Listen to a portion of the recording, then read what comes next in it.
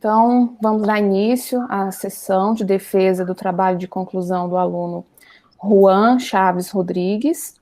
O título do trabalho do Juan é Arquiteturas de Transformings em Tarefas de Processamento de Linguagem Natural. Eu gostaria de inicialmente agradecer a participação do professor Cherson, enquanto avaliador, que vai estar contribuindo aí com o nosso trabalho, né? E Juan, conforme a gente combinou antecipadamente, você tem aí em torno de 20 a 30 minutos para estar fazendo a sua apresentação, tá? Fica à vontade. Ok. Então, boa tarde a todos, bem-vindos aí à minha apresentação do meu trabalho de conclusão de curso, e hoje nós vamos falar sobre arquitetura de transformers em tarefas de processamento de linguagem natural. Essas tarefas aí são similaridade semântica, inferência textual e segmentação de palavras.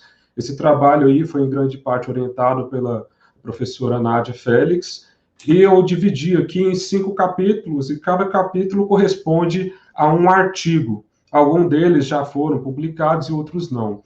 Esses 3 primeiros capítulos aqui, eles são sobre as tarefas de similaridade semântica e inferência textual. E esses dois últimos artigos, eles já são sobre a tarefa de segmentação de palavras. Então, nesse primeiro artigo que eu vou apresentar, o nosso objetivo era avaliar o desempenho de modelos Elmo, que foram treinados aqui na UFG, principalmente pelo Pedro Vitor Quinta de Castro, que também é um dos autores. Então, nós queríamos saber qual é o desempenho desses modelos em tarefas de similaridade semântica e inferência textual, porque eles já tinham sido avaliados em tarefas de NER, e nós queríamos testar a capacidade de generalização desses modelos Elmo. Então, esse trabalho, esse artigo foi publicado e foi apresentado no Propor de 2020 em Évora. E a tarefa de similaridade semântica e inferência textual, ela é baseada nesse dataset que está aqui na tela agora, chamado ASIN, né? Esses datasets, eles são constituídos por pares de sentenças, e esses pares de sentenças, eles são anotados por seres humanos com o seu grau de semelhança de sentido. Então, se 2 sentenças não têm nada a ver o sentido de uma com a outra, recebe nota 1, como vocês podem ver aqui nessa terceira linha, né? E quando as sentenças elas são praticamente idênticas em sentido, aqui elas recebem a nota máxima, que é a nota 5. Então, dá para ver aqui nessa última linha da tabela que uma é voz ativa e outra é voz passiva da mesma frase. Então, o mesmo sentido, nota máxima, nota 5, né, de similaridade semântica. Além disso, existe uma outra tarefa associada no mesmo dataset, com as mesmas sentenças, que é a tarefa de inferência textual. Então, o que é inferência? Inferência é uma relação de acarretamento. Uma sentença implica na outra. Se A é verdadeiro, então B é verdadeiro também, né? E aí, quando a gente tem esse acarretamento, é o que a gente chama de inferência ou de entailment, né?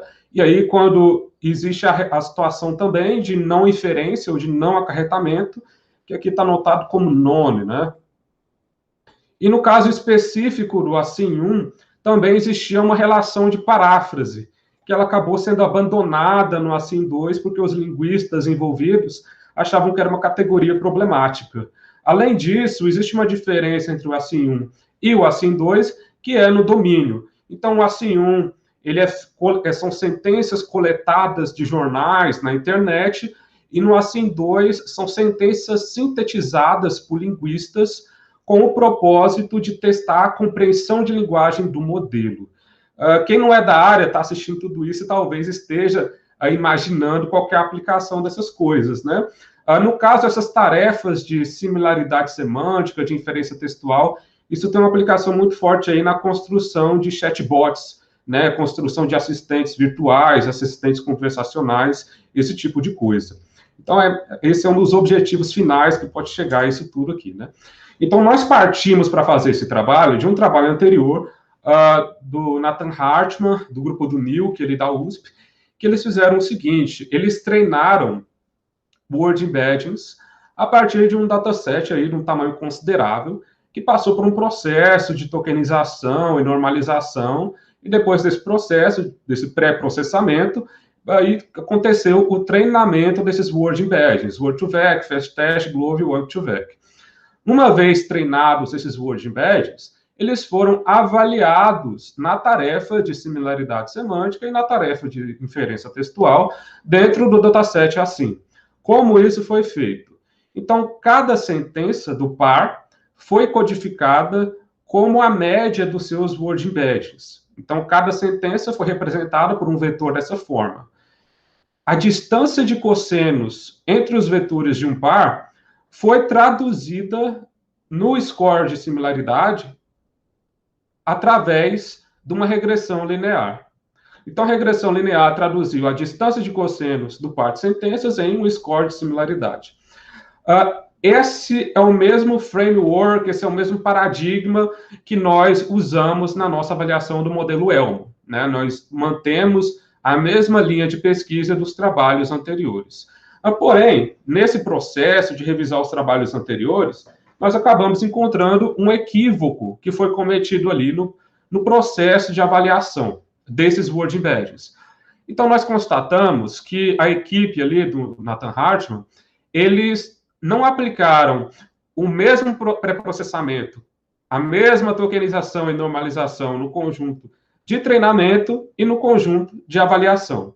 Então, durante o treinamento, os Word Embeddings foram expostos a um certo tipo de representação da linguagem e durante a avaliação é outra representação totalmente, em alguns aspectos, discrepante, né?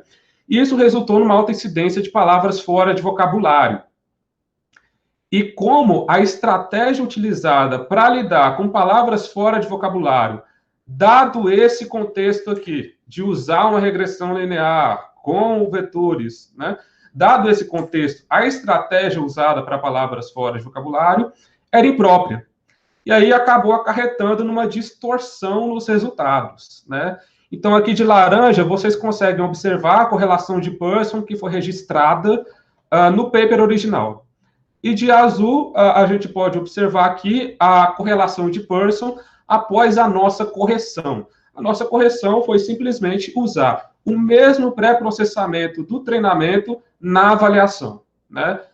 Isso é um princípio básico aí de NLP que evita muitos problemas como esse aqui que a gente está vendo, né?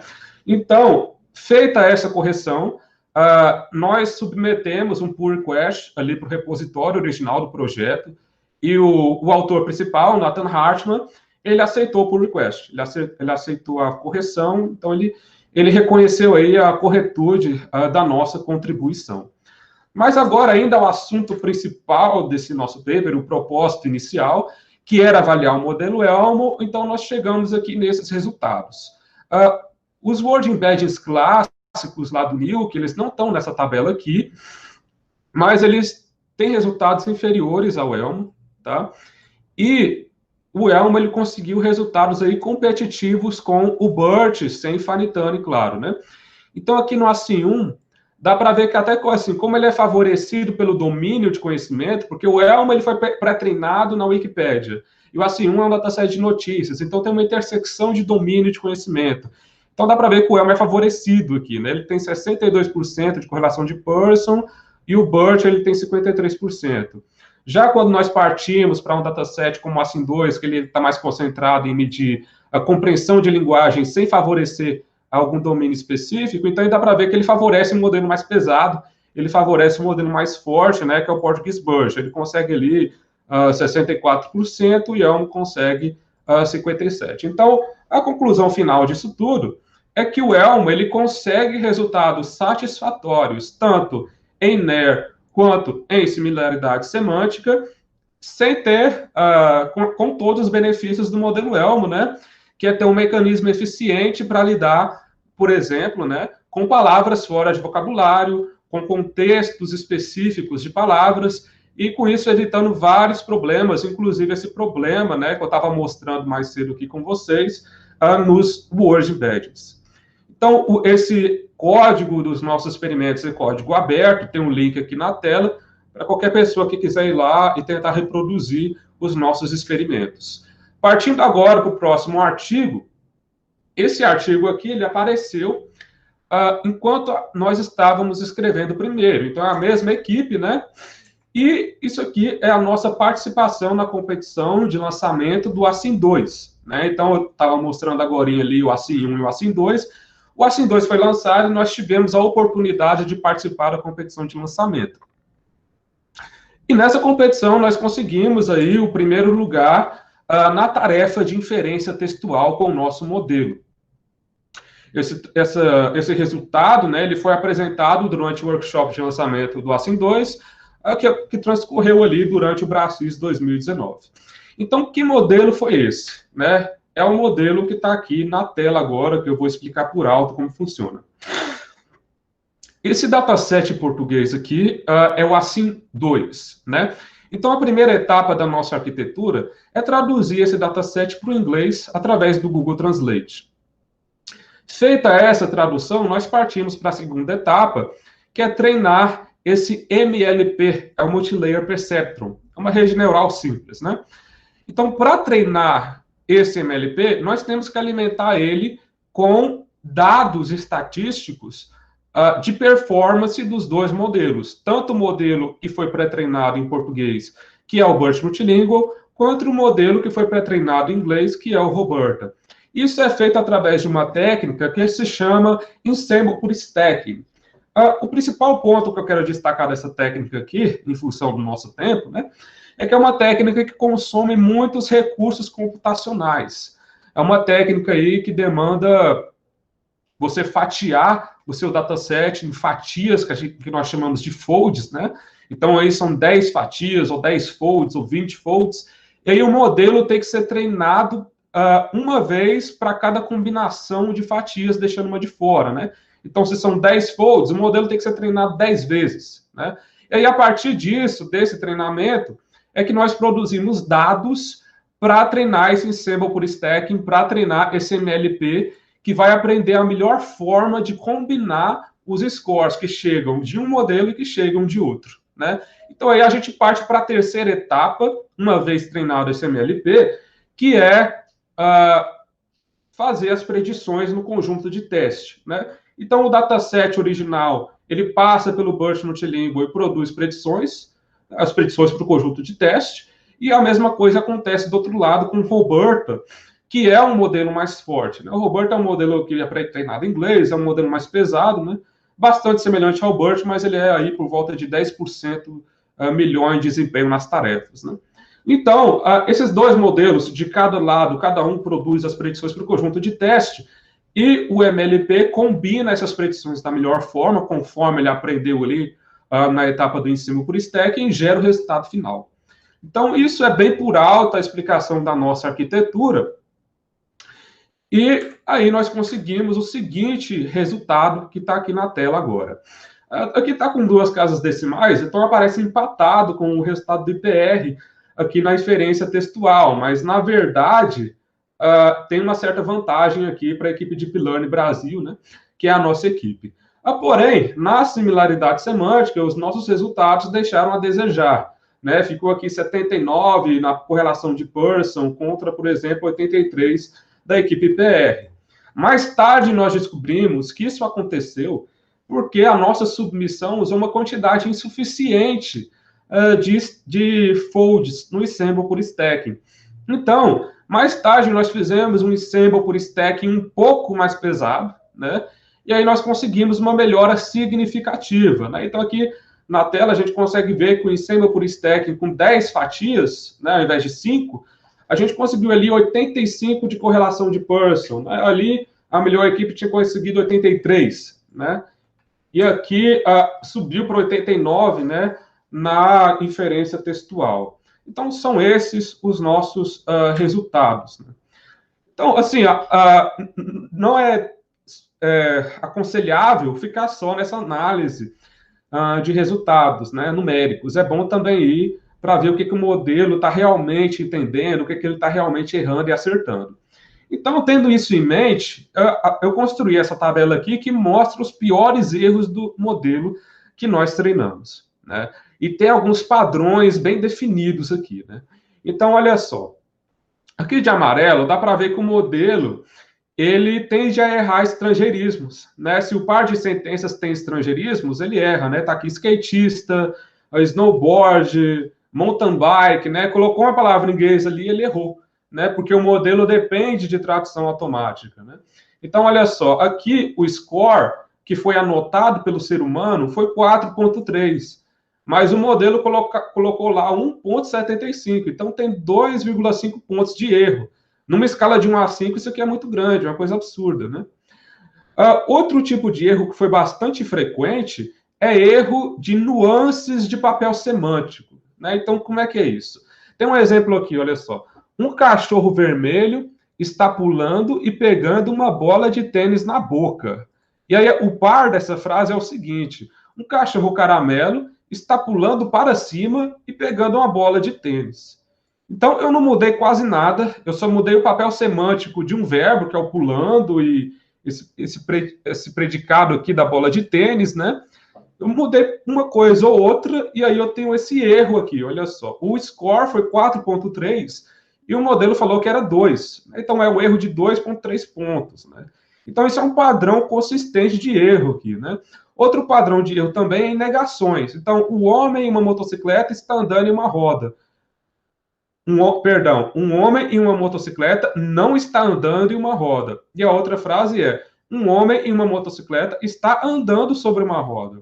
Então a semelhança é 3,7, que foi anotada pelo ser humano, mas de acordo com o modelo, isso é 4,5, né? Então tem um erro aqui só por causa da negação, né? Então, apesar dos scores parecerem altos, né? Quando a gente parte para realmente olhar o que o modelo está errando, nós percebemos que ele erra em coisas bastante elementares. E todos esses erros, eles já são previstos na literatura. Existem papers que mostram que o Burst tem dificuldade em detecção de negação, que ele tem dificuldade em distinguir vozes gramaticais, dificuldade em distinguir papéis semânticos de componentes na sentença. Então, todas essas dificuldades são previstas na literatura e nós estamos constatando isso experimentalmente no nosso dataset. Isso, inclusive, é um indicador de que esse dataset ele tem uma qualidade elevada, né? Que o modelo ele não consegue ali trapacear muito, né? Então, o resultado desses nossos experimentos está tudo disponível ali também no GitHub, nesse endereço que está aqui na tela. Seguindo adiante, ciente dessas dificuldades, né? Nós partimos agora para melhorar o modelo através de uma arquitetura diferenciada, né? Então, a gente vai sair do Ensemble por Stacking e agora a gente vai entrar numa arquitetura de aprendizado multitarefa. Esse trabalho aqui ainda vai ser publicado e ele está sendo liderado aí pela Juliana Resplande, e a ideia dele é fazer um aprendizado multitarefa com os transformers que nós estávamos utilizando ali no Ensemble por Stacking. O que é um aprendizado multitarefa?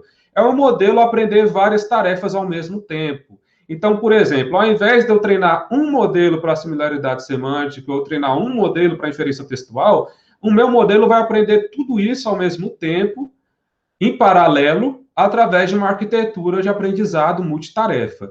E a ideia é que o aprendizado em uma tarefa vai reforçar o conhecimento que eu tenho na outra, né? E nós constatamos experimentalmente que esses nossos experimentos de aprendizado multitarefa foram bem-sucedidos, né? Então, nós fizemos aprendizado multitarefa usando os datasets do Assim, né? Aprendizado nas tarefas de similaridade semântica e nas tarefas de inferência textual, tudo ao mesmo tempo, né?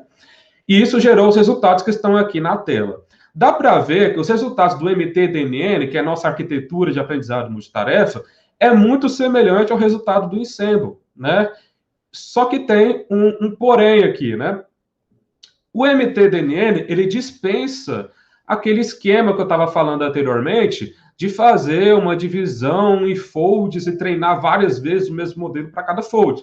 Então, esses modelos MTDN que estão na tela aqui, eles exigem 40 vezes menos recursos computacionais para serem treinados. Então, por muito menos custo, nós conseguimos o mesmo resultado. Outra melhoria também, que veio através desse modelo, é que nós conseguimos dispensar a tradução automática. Então, sem usar a tradução automática, sem usar transformers em inglês, né, treinados em inglês, nós conseguimos os mesmos resultados na tarefa de inferência textual, né? Então, são resultados bastante encorajadores e apontam aí uma direção promissora para trabalhos futuros. Agora, entrando em segmentação de palavras, que é aí um trabalho que eu desenvolvi com outra equipe aí, orientado principalmente pelo professor Marcelo Akira. Esse trabalho ele foi aceito e ele vai ser apresentado no Brasis 2020, né, desse ano. Qual que é a ideia fundamental desse nosso trabalho? Segmentação de palavras. Vamos supor o seguinte problema aqui. Nós estamos monitorando redes sociais e monitorando hashtags, né? Vamos supor que eu quero fazer controle de danos na imagem de uma empresa, ou então que eu quero tentar prever movimentos do mercado financeiro com base no que acontece na rede social, né? Então, para fazer esse tipo de coisa, eu preciso de entender o que está escrito nas hashtags. E para o meu modelo de linguagem, para o computador entender o que essa hashtag está falando, ele precisa de segmentar, ele precisa de colocar o espaço entre as palavras, né? E esse é o propósito desse nosso trabalho, né? Dado uma sentença, uma frase que não tem espaços, colocar espaço ali nos lugares corretos para que isso possa ser analisado computacionalmente, né? Então, em chinês, esse nosso problema que nós vemos aqui em hashtags já é muito conhecido. Porque em chinês não existe espaço entre as palavras. Nunca existiu e até hoje, mesmo com a influência ocidental, ninguém coloca espaço entre as palavras, é sempre escrito tudo junto, né? Isso aí é um padrão de línguas orientais, japonês também assim, tailandês, enfim. É o padrão, né? Não colocar espaço entre palavras. Uma curiosidade histórica é que no Ocidente também era assim, né? Até o século XII, o latim ele era escrito totalmente sem espaços entre as palavras. Foi somente no século XII, com as transformações sociais e com a popularização aí das línguas vulgares, que a gente começou a colocar espaço entre as palavras, né? E aí, hoje em dia, no Ocidente, o problema de segmentação de palavras não é um problema generalizado como é aqui no chinês, mas é um problema de nicho que aparece em alguns nichos, como, por exemplo, segmentação de hashtags. Então, dado que a China, né, é uma superpotência, lá processo de pesquisa de inteligência artificial, uma coisa muito intensa, né? Então, essa área de segmentação de palavras está muito avançada no contexto chinês. E aí acaba que nós copiamos técnicas de lá, da China, para cá, para os nossos problemas de segmentação de palavras em línguas ocidentais. Então, o que é essa abordagem de segmentação de palavras, que é a principal abordagem que é utilizada em chinês? Ela se chama rotulação de caracteres. Aqui na tela tem um esquema BMS de rotulação de caracteres. Como que isso acontece, né? Nós vamos rotular cada caractere de acordo com a sua posição na palavra. Então, por exemplo, se o caractere ele está no começo da palavra, ele recebe o rótulo B de begin. Se ele está no final, ele recebe o rótulo E de end. Se ele está no meio, ele recebe o rótulo M de middle. E se ele está sozinho, ele recebe o rótulo S de single, né? Então, esse é o esquema usado em chinês, né? Uma vez que está tudo rotulado corretamente, de acordo com a sua posição, nós seremos capazes de inserir os espaços nos locais corretos. Isso aqui é bastante semelhante a uma tarefa aí de NER, de post-tagging, né? Só que ao invés de estar rotulando palavras, nós estamos rotulando caracteres, né? Nós podemos transportar isso para o contexto ocidental sem problema nenhum. Por exemplo, aqui tem a palavra computer, né? A palavra C recebe o rótulo B. O caractere C recebe o rótulo B de begin, porque ele está no começo da palavra. O caractere R de computer recebe E, porque ele está no final. E tudo que está aqui no meio recebe o rótulo M, porque está no meio, né? Middle. Então, essa foi a abordagem que nós escolhemos para fazer o nosso trabalho aí, que foi submetido e aceito no Brasis 2020. Além dessa abordagem, nós escolhemos essa arquitetura de transformers que está aqui na tela. O que está dentro do pontilhado é a parte do nosso modelo que foi treinada pelo Google, né? Que nós já baixamos pronto. E o que está fora do pontilhado é o que nós fizemos, né? Então, o que o Google fez, né? Ele fez um pré-treinamento de um Transformer Encoder, e depois disso ele fez a destilação de um modelo BERT em cima desse Transformer Encoder. Então, aí, um pré-treinamento seguido de uma destilação. E aí nós baixamos esse modelo pronto, e aí, nesse modelo pronto, nós continuamos o treinamento através de um fine-tuning, né, para a tarefa de segmentação de palavras. No final desse processo todo, nós conseguimos um modelo que chama Transformer Mini, né, uma versão miniaturizada do BERT, né, que é um Transformer bastante popular hoje em dia. Então, qual é o propósito disso tudo? Né? Por que a gente não simplesmente usou o BERT? O propósito disso tudo é acelerar o tempo de inferência. Porque nessa área de segmentação de palavras, existe uma exigência muito grande em cima de tempo de inferência, porque o volume de dados é bastante elevado, né? Então, buscando atingir tempo de inferência acelerado, nós fizemos essa opção por esse modelo. Nós partimos aqui, dado essa abordagem de rotulação de caracteres e dado esse modelo, que é o Transformer em miniatura, nós partimos desses trabalhos relacionados que estão aqui na tela. Então, o primeiro é do Jianping Lei, que ele é a arquitetura que nós ali adaptamos boa parte do código, e os outros dois trabalhos, do Li e do Doval, são experimentos que foram feitos em datasets de segmentação de palavras para línguas ocidentais, né? No caso, principalmente para o inglês. Então, são modelos LSTM, e nossa intenção foi comparar o desempenho do Transformer Mini com esses trabalhos anteriores nos datasets que eles construíram. Então, o que foi feito aqui? Aqui nós temos o primeiro experimento, que é o experimento do Doval. Né? O experimento dele foi o seguinte: vamos pegar sentenças de notícias e da Wikipédia e vamos artificialmente tirar os espaços dessas sentenças. Né? E aí a tarefa do modelo vai ser colocar os espaços de volta. Então, é basicamente isso. Dá para ver aqui que o nosso Transformer Mini, ele consegue 96% de acurácia no dataset de notícias, e ele consegue 94% de acurácia no dataset da Wikipédia, né? E, por outro lado, o Doval, ele consegue resultados bastante inferiores, né? Ele consegue aqui 82% em notícias e 69% na Wikipédia. Porém, esse resultado não é muito animador para a gente, porque existe uma intersecção muito forte de domínio, né, entre o Transformer Mini e os datasets de avaliação, né, que é o Wikipédia e notícias, né? Isso aí é basicamente o conjunto de treinamento do BERT, né?